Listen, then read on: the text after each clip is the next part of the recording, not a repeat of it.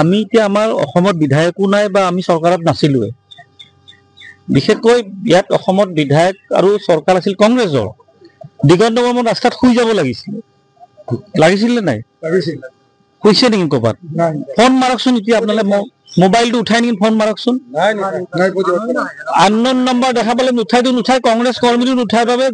আমাৰ জালাল আহমেদে যোৱাবাৰ পঞ্চায়তত দল ত্যাগ কৰি তৃণমূলৰ পৰা খেলিছে গতিকে যিগৰাকী মানুহে ৰাইজৰ ফোন নুঠায় যিগৰাকী মানুহে কৰ্মীৰ ফোন নুঠায় যিগৰাকী বিধায়কৰ সমষ্টিত যেতিয়া উচ্ছেদ হয় তেওঁ ৰাস্তাত খোৱাৰ পৰিৱৰ্তে গুৱাহাটীৰ এচি ৰুমত বহি থাকে গৰু গোবৰ পিছে পিছে ঘূৰি ফুৰে গামোচা লৈ ৰাইজে খেদিব এইবাৰ পৰাজয় নহয় তেওঁ প্ৰাৰ্থীত তেওঁ যেতিয়া দলীয় প্ৰচাৰৰ বাবে যাব ৰাইজে তেওঁক পিটিব বুলি কৈছো মই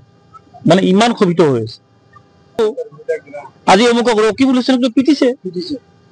ধুবুৰীত সোমাব নোৱাৰে নিজৰ চামগুৰিত মাৰ খাইছে ঠিক দিগন্ত বৰ্মনৰ অৱস্থা তেনেকুৱা হ'ব কেৱল যে মুছলমানৰ ভোট দিছে বিধায়ক সেই দিন গ'ল আৰু কমিটি গঠনৰ যিটো প্ৰক্ৰিয়া আজি আমি আৰম্ভ কৰিছোঁ যিহেতু আমাৰ বৰক্ষেত্ৰী সমষ্টিত তৃণমূল কংগ্ৰেছৰ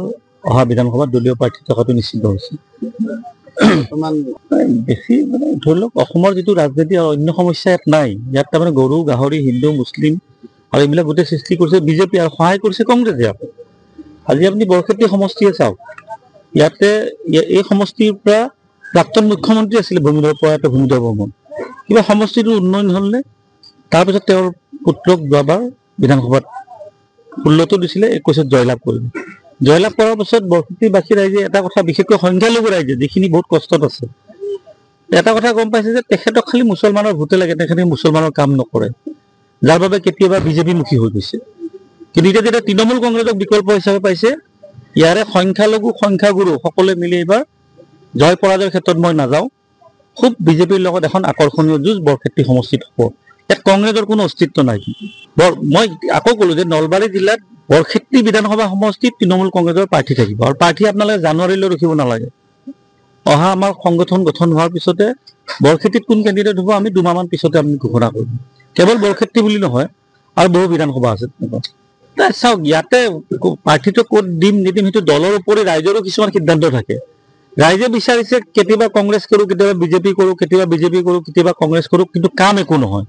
গতিকে তৃণমূল কংগ্ৰেছ কৰি চাম সৰ্ববৃহৎ ভাৰতৰ ভিতৰত দ্বিতীয় স্থানত তৃতীয় স্থানত থকা দল তৃণমূল কংগ্ৰেছ 290 গৰাকী বিধায়ক আছে 45 গৰাকী সাংসদ আছে হিন্দু মুছলমান সকলোকে লৈ মমতা বেনাৰ্জী ডাঙৰীয়া আগুৱাই লৈ গৈছে যাৰ বাবে তৃণমূল কংগ্ৰেছৰ জনপ্ৰিয়তা বৰক্ষেত্ৰীত আহিছে আমি প্ৰাৰ্থীটো দিম এতিয়া আমি প্ৰাৰ্থী দিলে আমি জিকিবৰ কাৰণে দিম প্ৰাৰ্থীটো জয়লাভ কৰে যাতে তাত কোনোবাই যদি কয় যে তৃণমূলে দিলে আমাৰ বেয়া হ'ব আমিতো কোনো দলৰ ঠিকা লৈ থকা নাই ঠিকা লৈ আছে বিজেপি দলে কংগ্ৰেছ দলৰ আমি কিন্তু কোনো দলৰ ঠিকা লৈ থকা নাই আমাৰ নিজৰ প্ৰাৰ্থী থাকিব ইয়াতে